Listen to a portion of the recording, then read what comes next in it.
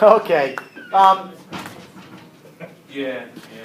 If we need to skip over some slides, we will. That video at the end, I want you to see it. It's 10 minutes, so if we need to skip over, we will. But here's a little bit now of a reply to some of the things we said. And I put these in terms of challenge to liturgical living, just because that's my bent. I don't see liturgy as, so tight with rites. It's like this has to bleed out into our lives. So I've, over the course of my academic career, tried to figure out how do we live liturgically, and without just, for instance, St. Francis is not one known in liturgy, but, why not? This guy lived in such harmony, and that's not just what liturgy is, right? But this guy lived, in such harmony with the world. I mean, did he kind of, through beauty, did he not maybe open up some understanding of how that liturgy applies to our life, how the rite relates to our lives? So I just see it in that regard. Oops, let me back up. So the nuns, this is a new phrase. People who are, belong to nothing. Ideology has the effect, right? The actual experiences of individuals, they tend to produce feelings of alienation and dislocation. We don't know what we're connected to, right? This individuality writ large in the community oftentimes leaves us feeling of isolation. So the modern project elevates the self to such a point where, we think that it's limitless. What happens then is we become this precarious fragment, says Wolff. We have no true ties to community. We just simply are present alongside each other. So where's our allegiance? Where's the legitimate authority that we put ourselves under? Part of our worldview is there's always going to be God from the outside that unifies us. That's part of and we're being drawn into Him in a liturgical way through our lives, so that it isn't just that we don't want to just go to heaven. It's going to be brought into unity with Him. What that means and how that means, I don't know, but.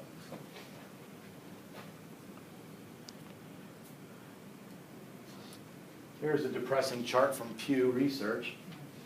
1 out of 5 U.S. Catholics, 1 out of 5 Americans identify themselves as Catholic.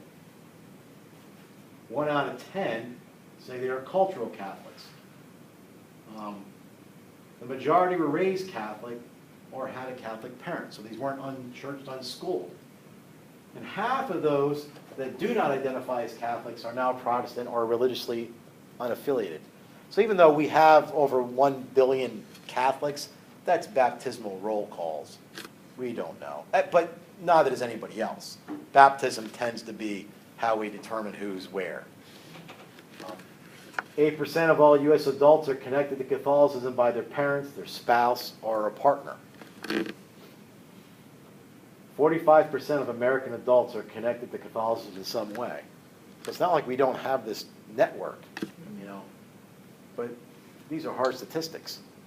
There was an Orthodox priest, I just got back on Facebook, and he was saying how the Pittsburgh diocese has nearly 200 churches, and they're being reduced down to just under 50. And the various people in his group are making the argument, well, what's going to happen? Are these Catholic churches going to wind up being mega churches where they're going to have such huge populations? And how will the pastors, because in the Orthodox Church they said we're used to pastors coming and visiting in our house. Rod Dreyer, if you read about his story as an Orthodox, he sits down in the confessional after Vespers and talks for 15, 20 minutes about Dante, what's going on in his life. And they say the Catholics will lose all that. Well, I responded back to the priest and I said, well, let's just be honest that if the roles were reversed, if in Pennsylvania 25% of all the inhabitants are registered Catholic, if you want to call it that, less than 1% are Orthodox. The sheer numbers are what makes that possible. In other words, no Orthodox priest, as nice as that would be able to talk about Dante and everything else for 15 minutes when Mass is in 15 minutes and there's 7 more people in line. I mean, we have a different dynamic, a different structure. And if you're going to have that volume of people, you know, and he said, well, he goes, you're right, that would be the case. So, you know, we're all in this same boat together. This is interesting. In 1967, the New Catholic Encyclopedia had no entry on evangelization. But 1975, it was introduced as a thematic emphasis. What happened? There's all kinds of, you know, things people are saying about it. Some people say that the integration of immigrants did a good job. So people, you know, almost went through the stages and succumbed, never went through that third stage of identity, and they succumbed to the culture. So, you know, we no longer had to be different. That's one. There's all kinds of other theories, you know, the rising in incomes, the rising in college educations, all kinds of things. But we're a little behind the times in that. So now, how do we be Catholic without a subculture? We don't have a Catholic subculture in our neighborhoods, in our areas. And with that subculture formed, like I gotta tell you, everybody knew who didn't go to Mass. We had 3 streets that were Italian. Those 2 streets were Russian. Those 2 streets were Slovak. Those 2 streets were, oh man, I'm trying to think of all the different clubs down there. But nonetheless, we've lost that. So young people rarely experience the giveness of Catholicism as an inheritance that surrounds them. We don't have those communities. So how do we offer them formation? Patterns of worship, community, and service. This is the struggles that we're up against. Yeah. In that chart, I'm sorry, I didn't get, you don't have to go back to it, but I I was could. just asking if you had, was there anything in there about who, that's what I was looking for, who had a relationship to either a priest or a sister? I don't know, but if you go and search this, this was one chart out of 20. I mean, it's a long, lengthy article, and I think you could even download as a PDF the entire study. It's something. So I think there's a connection there. Yeah, maybe. Yes, Frank. How many Yes. participants were involved in that? You know, I did know, and one of the slides, obviously not this one, said it. It was a big swath. I mean, this is Pew Research. Like So millions? No, not millions. But they had thousands and thousands. I mean, even if they're off, I don't know that they're way off.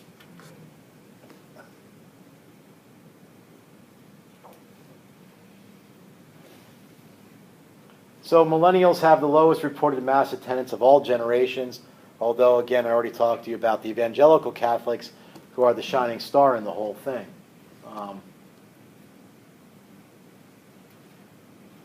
This guy, well, Putnam and Campbell are the 2 that came up with that term. But they talk about the shock after, the shock and 2 aftershocks. So we had the sex, drugs, and rock and roll, followed by the rise of religious conservatism in the 80s. So there was a real combining of religion and politics. And then in the 1990s, they saw a real rise in youth dissatisfaction. Now, through all of this, they're very clear. This just resembles what the parents were. I mean, this isn't like the kids are lousy. They reflect the parents.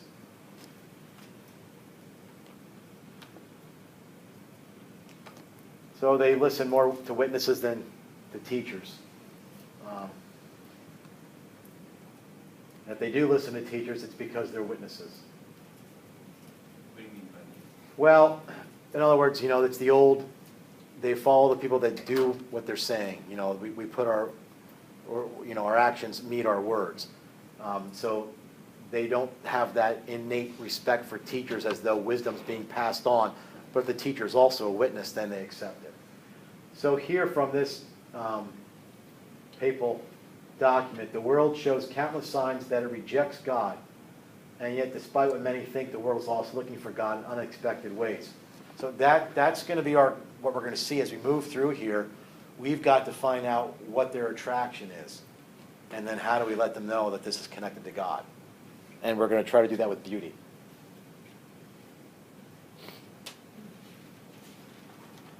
This is from Bishop Barron, or yes, he's now Bishop Barron. He said there was this anti-intellectualism that followed Vatican II, at least in the West. Made faith accessible through appeals to emotion and common experience rather than just a catechetical method. So we had a dumbing down of the faith. It's been a pastoral disaster. Mass exodus of 2 generations from the church. Childish, intellectual, shallow religion cannot stand in the face of trials of life and the questions of a skeptical mind. So if you have an 8th grade understanding of Catholicism, then you're bringing that to bear on the ideologies of the world. No wonder they're beating you to the punch. Could you imagine if we had that level of an understanding of science and economy and everything else? We'd be getting eaten alive as adults. So I don't know what the thing is to that, but I know in my parish we had 4 classes of CCD over 2 nights, K through 8. And now we're down to 1 class. They're a little bigger classes, but still. And the moms, they tried to do something for the moms and dads, dropping them off, thinking we'll catechize the parents. Well, no, they're dropping. They don't want to be catechized. Either they won't come in or they just sit out in their cars. Question. Yes. My comment is also in my local area, in my neighborhood, we have a Facebook group. Like one person asked in the Facebook group recently, which was last week, where can I get confirmation class for my kids? So it's, oh yeah, because they recognize that the new policy is 8th grade, so he wants to, that person responded, and the response of one of the other commenters said, well, oh, they just want to keep you to 8th grade to get more money, the money that you pay for religion class, and I was like, I'm thinking like, that decision wasn't about money, so, but about forming the kids better through religious education. So that was the comment. Yeah. The money always comes up, doesn't it? I had a friend who said the only reason why Catholics have to go to Mass every Sunday is so that they get the money from them. I said, if we just had you count one weekend, you would dispel that. You would, I mean, it's not how it works, but it's a good point. So this is Barron's Erasmus lecture. By far the fasting, growing religious group are the nuns, those who claim no affiliation. In the latest Pew Research survey, and that's what I showed you. Okay. So 80 million people say they have no formal religion. And the growth of this cohort is nothing short of startling. In 1970, only 3% of the country identified as nuns. In the last 10 years, we've gone from 16 to the 25%. If we just focus on young people, it's even more bleak. Almost 40% of those under 30 are nuns. And among Catholics in the age group, the number rises to 50. So half of all Catholics under 50 identify as nuns. Of all the Catholic children baptized and confirmed these last 30 years, half no longer participate in the life of the church. So he says later we have baptized pagans.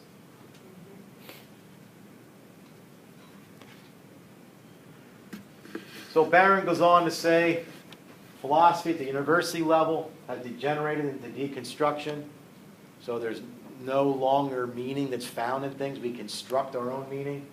Relativism and nihilism. I'm telling you, amongst young people, this is like a badge of courage. I think they watch a YouTube video and declare themselves nihilists. What is that actually? Well, nihilism is, you don't see, this is beyond God. There's no point. It's to move on from this. So it's almost like if you read Albert Camus and absurdism, although he's existential. We won't get into all of it. So literary study, and a lot of this deconstructionism has started in literature. It started in the 60s. when Marxism kind of like fell as a economic model, it sort of got moved into critical theory and other aspects. So it's cultural Marxism, even if somebody doesn't. And the fact that, you know, everything's like divide and conquer now, because that's, you know, Marxism has to divide to two things. So once the bourgeoisie and the proletariat are no longer present, we'll find other things to divide. So if we find this, this identity politics that's going on today, it's right where it comes out of. So we now have political correctness, trigger warnings, the uncovering of microaggressions, and the hard physical sciences remain, because they're empirical, right? In the minds of many, they now are the sole bearers of truth. But they don't tell us anything about who we are as a human person. I missed that. Who's the sole bearer of truth? I would say the science, the empiricist.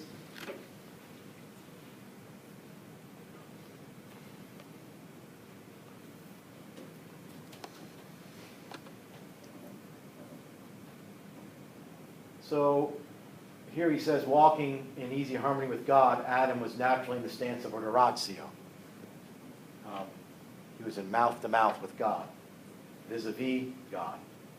All his energies aligned to the Creator. So we're in justification. He was in right relationship. What this right praise produced was order. So ritual provides order. If you're in a society that doesn't see the world as sacramental, and you find rituals to be empty, then what is it that we, you know, again, people never understand that rituals aren't empty. They are meant to protect and preserve things that are profound in our lives, even secularly. We already talked about the Tomb of the Unknown Soldier, right? We don't replace that with patriotic music and hot dogs. That's perfectly fine, but that doesn't replace the ritual. So this right praise produced was order, first with Adam and then the world around him. So it was cultivating culture, and we've lost that. And you know, the reason why I believe, this is an aside, in liturgical living is worship and sacrifice are innate with us. Remember, God saw favor with Abel's sacrifice, but not with Cain's. Now, I'm not going to like put you on the spot, but we have no idea why. People make all kinds of commentary. You know, well, Abel's was of the ground, Cain's was the land. One held some back, and then, you know, he didn't fully trust God. Okay, I don't know where you get that from. You know, the only thing that we can take out of that, if you want to be totally logical, are two things. One is that nobody told them to sacrifice. It was natural for them to give back what was given to them. And that God has a preference. We don't know, all we know is God has a preference. So if we know how God has instructed the Israelites and then the early Jews who became Christians on what worship is, we can rest assured that that's his preference. That this has some sort of connection. To throw it out as empty, you know, it is really an intellectual and spiritual suicide. Again, you're not trying to come to bear on it. You're not trying to engage in a dialectic. You're dismissing it. You know, that's where we're at. It's so hard for the knowns, though, what you just said. What? Yeah. Yeah, I mean, that you're like way over their head. Absolutely. I mean, why I think in some way, you know, beauty, and whether it's music, whatever, I think, and again, we have to watch. What do we do? Like write songs? I mean, that's not what we're trying to say here. This is going to have to be, let's wait to the end. I really do have something to share with you. You have good news, right? Well, I don't have good news, but I have a good stories. I'm leaving you on a good note before we get out of here. All right, good enough. We're holding out for it. All right. Moralistic therapeutic deism. That's right. This is the box church. Okay. So we have a moralistic approach to life, right? We don't want you to, you know, believe in something that's firm, but be nice, be kind, be pleasant, be respectful, be responsible. You know, I honor God on my, do your duty like a Boy Scout, okay? Take care of your health. Okay, so teens tend to be religiously inarticulate, right? They're easy for putting it down, saying, well, that's stupid, you know, that kind of thing. Their understanding of God is usually not Trinitarian. It's more like, and this isn't my language, I like it. It's a combination of a divine butler and a cosmic therapist. Right? Always on call to take care of my problems, because when you need something, God's there for you. That's nice, you know that, but that's all you really know. You know. Attached to the sensibilities of established religion, they feed off their doctrines. In other words, again, this is residual. This didn't grow out of something itself. They're grabbing things and dismissing any of the, I don't want to just call them duties, but any of the things that would ask them to reform their character, right? Because we're only after the things that make me feel good. So you find factors like this, the de facto, whatever, they accept whatever's there. It's got to be functional. Is it practical? You know, in other words, one friend told me, hey, the church isn't doing what you need them to do for you, then go find another place. I'm like, that's great. Where do you get your oil changed? I mean, you're talking about it like you're going to Jiffy Lube. You know? You know, it's tacit, non-formal. And again, not to make fun, but my daughter, who's very devout in her faith, went to a baptism in another denomination, and it was all testimonies, and they release balloons and sing songs. I said, it's tent revival. They think that's how things were. They don't realize that their service is based on tent revivalism. They have no idea of that, because they read the Bibles and they read into it, and they figure this is what Paul and Peter and everybody did. A little history would help. So the therapeutic society, on the other hand, stands both against all religions and for all religions. In other words, I believe there's truth in all religions. Not just some truth, because we would believe that, but they're all different paths. Okay, well, anybody that says that is denying all the religious beliefs and tenets. Nobody says that. I mean, this isn't like us saying, you know, look, I want to go, there's a bookstore in the old city. I don't know if you've ever been there. I like going to it. You know, what do you think is the best way to get there? We all have different ways to get there. These are people who are saying, well, I don't even know if that bookstore really exists. I think all people go to bookstores. I mean, you know, it's not the same way. We're not on the path to the same end. We don't even agree on what the same end is, or if there is an end. They refuse to engage religious claims on their own terms. They refuse to take them seriously as compelling, symbolic of self-integrating communal purpose. Like, what does it mean for us? We're so individuated. It represents the absolute privatization of religious doctrines. You know, you are now the lord of your own religious world, absorbing them as potentially useful therapies for individuals. If it does something good for you, and if it makes you feel better, then I think that's good for you. That's great. That's what you should do when you want to go see a ball game. You know, not this, you know. How does sacrifice play into this?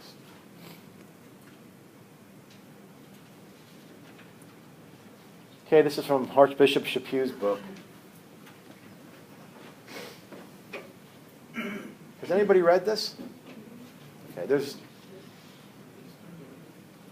I bought it over the summer and I just read it in January. What you think?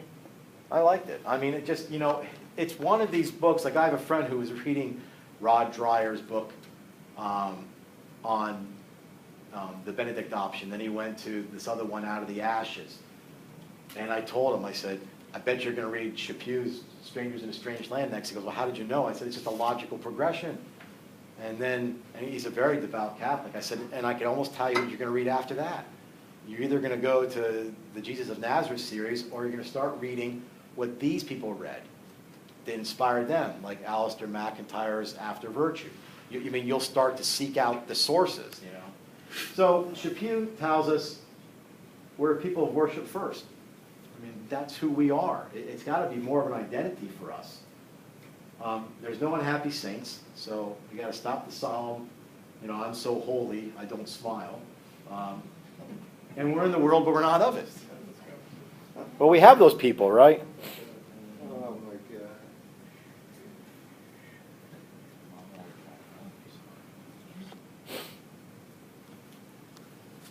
Okay, I'm having a brain lapse. Let me make sure I know what I was going to say here.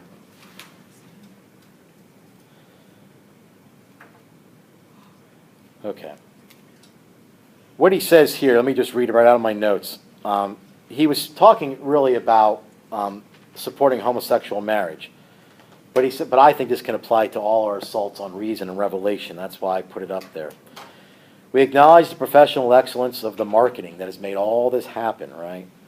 And conflict will do two things. So maybe we can use this to our benefit, right? Maybe this will purify the church. It sounds very crass to say dead leaves fall off a tree, but they do, all right? And it'll also clarify the character of the enemy. So we'll know that we're in a spiritual battle, all right? So I think what he's telling us is that we have to find what's good in society, and we have to nourish that. We're going to have to find out what compels people, and we're going to have to work with that. We're going to have to dig deeper into people. We've got to stop just simply wanting to catechize them, because it's not going to work. We've got to find original ways to meet them without watering anything down, right? Because otherwise, they're just going to look to be self-medicated. Why don't we show them where the real medicine is? How do we say that? I don't know. We're going to have to be pretty good. This is a line I didn't put up there, but my friend put it on Facebook just today. There are those in the church who have failed to pass along the faith in a compelling way, and that generation is now taking our place. He's putting it square on us. We have not found a compelling way to pass on our faith, right? And remember what Martin Luther King Jr. said? It's not enough for us to love our enemies. We have to make them know that we love them. How do we do that? So we live in a world where if anything places an obligation on an individual, it becomes suspicious. It's like from the outside, we were talking, Frank. And you should know, too, that freedom is not just having a number of choices, right? Freedom is about doing that which we were designed to do. And he quotes Pope Francis. Chaput says, Pope Francis said, shepherds need to have the smell of their sheep. I don't know. I guess we can take different meanings on that. Maybe they need to look more like them. Maybe they need to be more around them. I don't know. I know, and this is just my personal bent. I'm so glad John Paul I, stopped wearing that 3-crown hat. I mean, at some point, maybe that kind of made sense when you were in the monarchy stage or the medieval period. But to see people raised on platforms wearing velvet gloves, I mean, it's just my personal thing. I mean, just dress like us. And that's why, I think Francis is compelling. Here's a guy, if you know his story, when he was in Rome, called his newspaper boy to let him know he saved the plastic and rubber bands. That's something. I think that's part of it. And he has, I know everybody thinks, he's the liberal, and that's why people are being attracted to him. But I also think that maybe they're seeing something in him that looks authentic. I don't know. Chaput says we need parishes that are antidotes to loneliness. They are real sources of mutual support, counseling, sharing friendships, but not garrisons devoted to servicing the baptized pagan. That's something.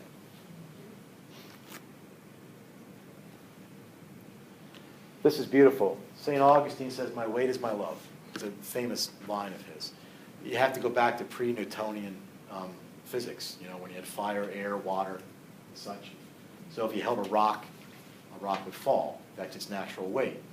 If you had smoke would rise. That's its natural weight. Well, what's the natural weight of the human person? Love. Well, he talks almost metaphorically that we would rise up, but so many things in life compel us and we get attracted to them. So you can almost, and this is, I'm going to give this one to Rod Dreyer. It was reading his whole book, this was one insight that I thought that is just a beautiful way to look at it. Now this is not him, but this is us too, right? But the Orthodox keep using the word, harmatias. It's sin is missing the mark, okay?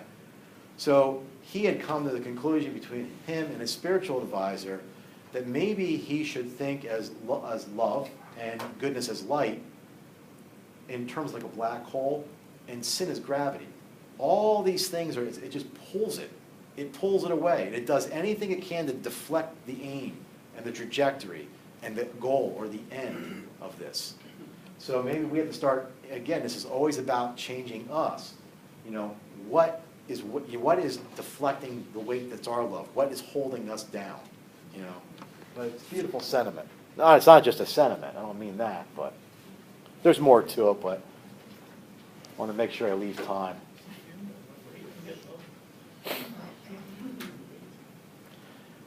Okay, beauty in the eye of the beholder. It's a famous phrase, also a pretty good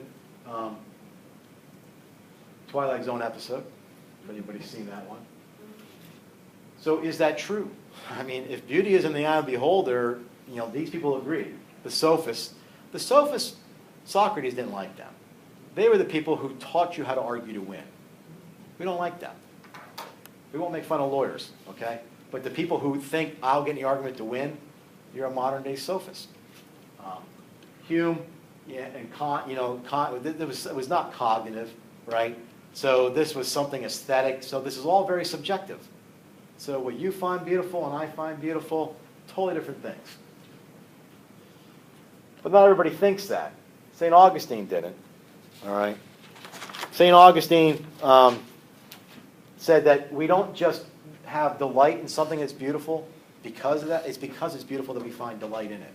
So if you can think back to that C.S. Lewis Men Without Chest article and the two people that were in front of there's three in front of the waterfall. The one said, is it sublime? Or do I simply say it's sublime? Augustine would say, no, it's sublime, and that's why you're delighting in it. Right? And Plato, called it the splendor of truth. He would define beauty as the splendor of truth. And remember, Plato had those realms up there, right? His ideas, everything existed in its perfection. Well, beauty was there too. Beauty was there too. So we would hold that beauty's objective. It can tell us something. All right? Here's Fyodor Dostoevsky. The beauty is an ideal, but ideals with us in civilized Europe have long been wavering. There is only in the world one figure of absolute beauty, Christ. That infinitely lovely figure is, as a matter of course, an infinite marvel. So you can almost feel the mysticism come out. Up at Holy Apostles Seminary in Cromwell, Connecticut, there was a young man from Ireland who was in formation there. I'm sure he's ordained by now. He was the top scholar in the whole seminary, genius. He would spend, I might get this wrong, it was either 4 or 6 hours a day in contemplation in front of the Eucharist. I think of all the stories I've heard, and I wish I could remember where I got them from. This priest walks into it's a true story, walks into a church, and there's just an old man in denim clothes, works in a factory, just sitting there looking at the tabernacle. And the priest said, "What are you doing?" And he says, "I stare at him, and he stares at me."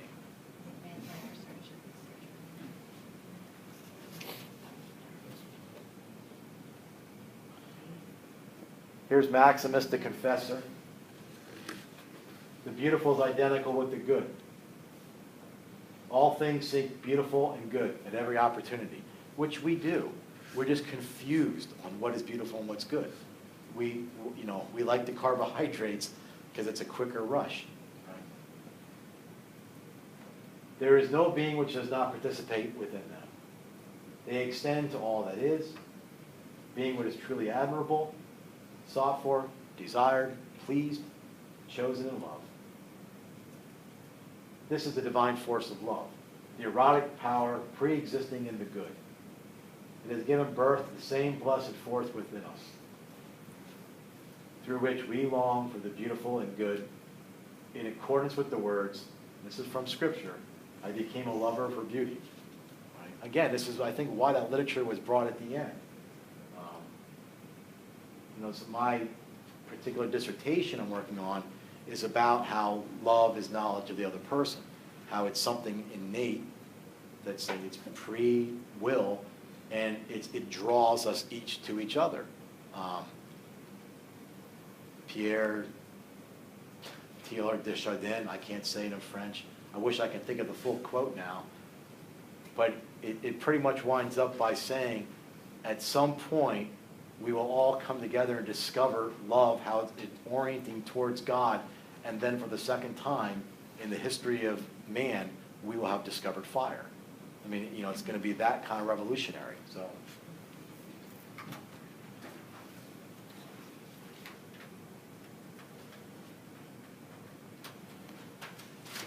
Okay, this is the inner life of the Trinity that, you know, back and forth. The life of the divine persons is that of external mutual self-donation and self-reception. So this is liturgy. This is in heaven. This is the Father giving himself entirely to the Son, withholding nothing.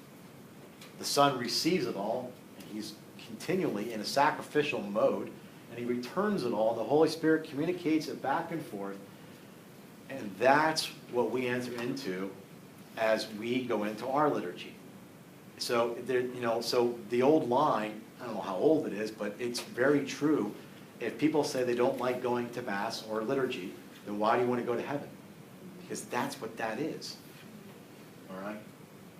So it unnecessarily overflows as the act of creation and brings home the creatures in salvation.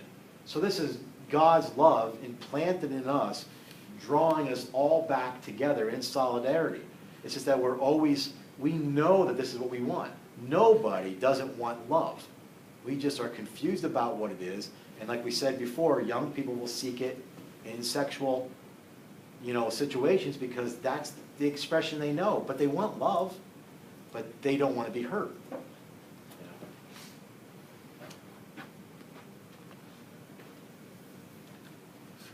So Pope Benedict said in his general audience in 2013, the creation story shows that everything God creates is beautiful and good. It's filled with wisdom and love. His creative action brings order. Remember this compared to the Enuma Elish, where everything was all chaotic? Our story is much different. This leads to harmony and gives beauty. The symbol of the serpent reflects that constant temptation to abandon our mysterious alliance with God. I mean, the desires are always there. What we have to do, and if we use beauty to do it, is to reorient their desires to something that can truly fulfill them. It's a rewording of what Augustine says. There's nothing new here. It's just how do we apply this into our culture. And again, I think some of it has to do with meeting them with who they are as persons. So when somebody, I think we mentioned this in another class, if somebody says, I'm going to try to have a child by using IVF, at that moment, do we catechize them?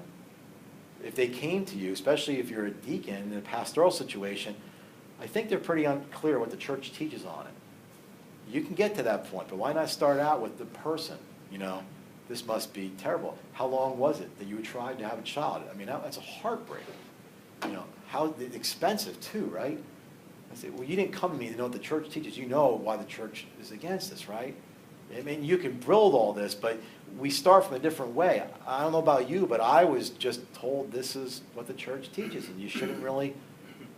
What did one nun tell me? Who do you think you are that you know more than the priest? I mean, you know, so if you asked a question, you felt bad, right? And that's my experience. Maybe it's not yours. So Berzer says, you know, beauty's not going to seal the argument. We're not going to have any, you know, silver bullets here. Because it's really not about rational arguments. And again, this is love. Think about with our spouses, the people we love. We didn't make rational arguments to them. We have to convert the minds and the hearts of those that we are called to bring the gospel to. It may be enough to administer a shock to their preconceived ideas, which is what I had said earlier. Maybe we just want to knock them off kilter. You know, have you thought? I mean, okay, so I understand you're not going to stop IVF. You're in the middle of the process. But, you know, everybody really, you know, some child deserves the love that you have. You know, I mean, I'm not trying to say that you shouldn't have your own child, but it may be what you're really after. There's other ways to satisfy this. I mean, in other words, yes, everybody wants our own child, but there's issues with this. You can explain the issues, but at some point, you know, it's just a matter of rethinking. Because you're never at that point going to win an argument. It's a tough situation. So shake their confidence in the inevitability of the secularist outlook. In other words, you know, we have something better to offer. We really do. I mean, the Catholic Church is an expert in the human person. I know that sounds terrible to the secularists, but we are. We've been studying him longer and we know more about it. I mean, why not listen to at least something that we have to say about this? And how are things going outside? In other words, you think our life is stupid, all right. But it's not that different, for instance, especially with young people, about not going to Mass. It's always put into relational terms. You're dating somebody. What is this that God doesn't need me to go to Mass? He knows I love him. Try that with your relationship. I mean, you know it's not going to work. We have to find ways to communicate to them. Now, here's a good point. If our life is in order, that might be enough to change the world. Just in the fact that we're being there, that's contained in the mystery of divine life. You know, I'm not beyond reproach. I don't know if you are, but sometimes living like that is enough.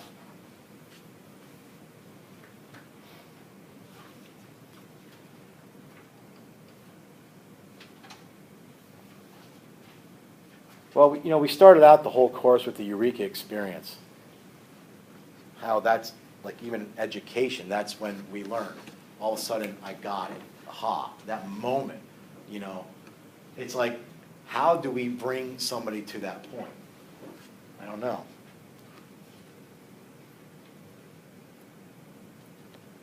It's simple, right? There is a truth to know. There is a truth to know, and it can be known. And there's a design in the human person, and we could also know that. And we could also know something about what our goal and aims are as human people from our designs. So we are in a revealed truth. Yes, we can make our faith sensible to people, but the reality is it's a revealed religion.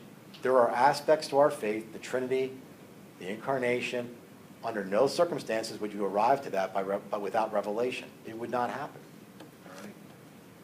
And then this is the thing, living a truth. It's hard. It's hard on all ways. And sharing it. And, everybody always loves, my mind just went blank, which saint was that said you should always evangelize and sometimes use words? St. Francis. Everybody loves that. It's like, okay, but I think that's the harder way. It's probably easier to say it than it is to live it in such a way like that. Some people think it's attributably false. It's what? It's attributed falsely to St. Francis. Oh. It's a good quote. It's apocryphal, he said. Okay. Okay. And this is always in love. So, we identify issues, we ferret out errors, and we communicate truth. That's dialectic. So when we're engaging somebody, this is what we're going through in our minds. This is why sometimes we'll ask questions to find out what is it that you mean. And then if you're like me, who I'm very dense, it takes me 10 times to ask a question, I then repeat it. Is that what you mean? My wife, this drives her nuts. What did my wife tell me the other day? Can you talk so that people, 99% of the world would care to talk back? Why does everybody else know what I just said and you're asking me questions like you don't know what I just said? I'm like, well, because it could have meant this. Oh, I'm walking. But what are the issues that are before us? And then as we start talking, find out what is that person struggling with? I mean, it's easy for us to say, as true as it is, that we all are struggling with things that nobody knows about, right? Everybody is. Sometimes reaching that person, just engage them as a human person. And maybe not set out that your goal is that they know what the church teaches before you walk away. Maybe that's not the goal. Maybe the goal is for you to listen and hear what they're trying to say, find out their problems, and it could be that even the person that's going through IVF is having issues with their husband. And there's other things here that maybe this is our way to bring a child into our relationship. You might find out that it was really about something else. And you could spend all day, and maybe you're right to do so in the moment. This is still not the way the church sees it, but there's other things going on in that person's life. And just by them seeing us do that, it might be enough for them, hey, maybe there is something to it. I don't know. I mean, we should never walk, and we never know where we're at in the process, right? We never know where we're at. I did tell you about that, I'm sure I did, about that one Protestant minister that came to me over lunch and said, "Hey, I want to become Catholic." Did I share that with you? I'll do the real brief view. We sat down to talk about something entirely different, an ethical problem in his parish. He was a Church of the Brethren, and he was thinking of becoming Catholic, but he had struggles. So anyway, he sits down and he starts out by saying to me, "I'm going to drop a bomb on you." I said, "What?" "I think I want to become Catholic." Okay, so we started talking, and I really didn't think it was the time for him. The things that he was struggling with, it's like, look, it's not about membership. We got plenty of members. I said, well, what, do you think I have to buy into everything, marry in before I go in? Okay, you couldn't be opposed to it. Now, my priest thought I was wrong in saying this. I don't think I was, and I'm not saying I'm better than him. I said, "Father, if we make everybody, sign at the bottom line on all these various beliefs before they come in, who is that? And do we do that with anybody that's in our church?" I told him, "Look, if you're struggling with some of these doctrines and you're not opposed to being open and accepting them, I don't know why we can't ask that of you." But I said, "I really don't think this is the right time for you." Well, he had lost his particular church and he was moving. He came to me like a week or two later and he said, "I got reassigned." Not reassigned. They apply for a position and he got hired by this church. And he says, "I just wish that I would have got to know you better. What a relationship we could have had, a friendship we could have had. I don't know. Maybe I would have came into your church if I had more time to talk to you." I said, "Well, it's how things go, Phil." I said, where is your new church?" "A little town in Ohio called Zanesville." I started laughing. That's the hometown, the Coming Home Network from EWTN. I said, "You're in good hands." In other words, you don't know what part, and I have no idea if you ever came into the church, but you have no idea what part we are in this whole process, right? So we identify the issues, we ferret out, what are we looking at, and then communicate the truth to meet their particular needs, not just to correct their bad catechetical training.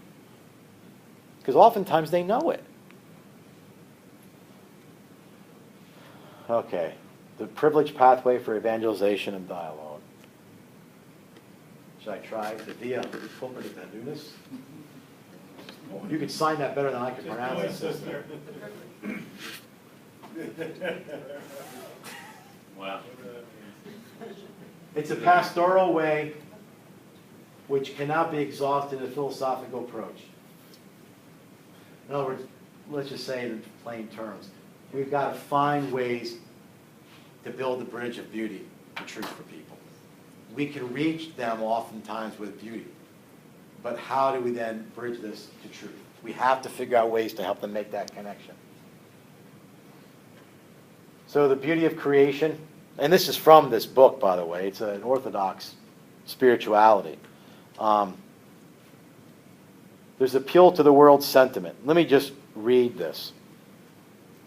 We discover the project of this Creator God by appealing to the sentiments connected to the marvel, adoration and thanksgiving. And we put into practice a twofold listening. We listen to creation that tells us the glory of God, and we listen to God who speaks to us through His creation. So what he's saying here is we find within the person these sentiments that appeal to them. And we're going to find a way to connect the beauty of creation to this. All right? Beauty of the arts, he says, is characterized by the capacity to move the interior for the self to the more than the self. In other words, it becomes real for Jesus Christ when he says, "I am the way, the truth, and the life." He goes on to say here, highlighting the content, I'll read the whole thing, highlighting only aesthetic formal aspects of work, like just talking about it in an aesthetic way, without interest for the content that inspired that beauty. That's an ideology. It sterilizes the art. In other words, when we look at a painting or a poem or something, we can't just look at the aesthetics of it. but we get moved by the person who is inspired by that. This could be a connection to creation. Okay, this could be a connection to creation, which the arts are supposed to somehow communicate. The problem is if we live in a post-construction world where we don't see symbols and there's no meaning behind something, and you don't see the world sacramental that can point to something beyond itself. Remember the idol, the icon, and the token? A token does not embody anything. Like a ring is a token. It doesn't embody my marriage. But marriage is an icon of Christ's love for the church. So our marriages have to direct themselves to something transcendent beyond us. But an idol absorbs the gaze. It can embody it, but it never pushes beyond itself. So an idol is almost a self-reflected gaze of the person who's in front of it. Okay? So we have to find a way to use Christ, who is the model and the prototype, to wake up their hearts for discovery. He goes on to say, the pastoral work of the church, which leads people to meet Christ, finds in the presentation of beauty the means to wake up the hearts for discovery, a credible way to announce the good news in our lives.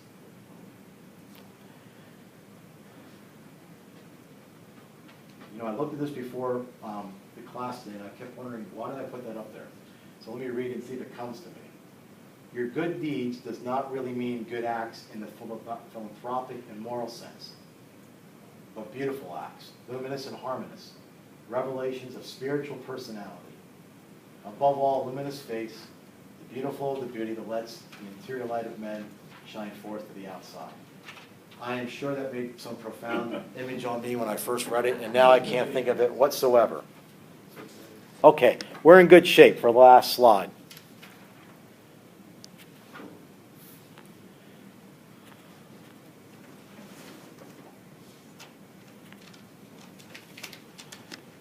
Well, here's where there's no answers, but this is the answer. How do we live a radical love? You know, if we really were arrested, because we live in a country that allows us to be Christian, allows us to be nominal Christians. But if we were arrested, could we be convicted of being Christians? You know, why don't we look different than the world around us? Why doesn't the world, if Scripture says they will know they are my sheep by their love, or it doesn't say sheep, but they'll know they're my disciples by their love. Do people know us by their love? I don't know. We do need to be radical. Let me play Francis's movie now. I'll pause this. If we did sacrifice for other people, not in that way, but to that level, how could we not change things? How can not somebody, I mean, as disgusting as all that was, isn't that beautiful? I mean, that was unbelievable. You know? So I think our love has to be absolutely radical. We have to find ways to look so different than the world. We have to live different than the world. And we have to be in the world, right? That we're not of it. So we have to, again, I started out the course by saying, why is nobody shocked at us? Why did they not accuse us of spending too much time with hookers and tax collectors? We should be hearing more of that. You know, and it's going to, like, fanatic simplicity. This is from T.S. Eliot. Not known, because it's not looked for. It's heard, but it's half heard in the stillness. It's between two waves of the sea. Quick now, here, now, always. The condition of complete simplicity. It'll cost you no less than everything. And all shall be well, and all manner of things shall be well. It's like, at what point are we really willing to give up everything? You know, I mean, I can only share my stories, and I am sure that you guys have more profound ones than I. But, you know, when you really feel like you're the Job, right? You have these things going on in your life where you can't imagine something else going. It's like that point, Dr. Rhonda Chervin, a woman I'm friends with, she wrote a book called Kisses from the Cross. She was, it's at that point that you know Christ is bringing you to the suffering. This is antithetical to the world. The world can't even comprehend sacrifice in the way we're talking about it. But we don't show it. So do we do good? Are we a good mirror to this? Somebody's got to look at us and say, look at those Christians.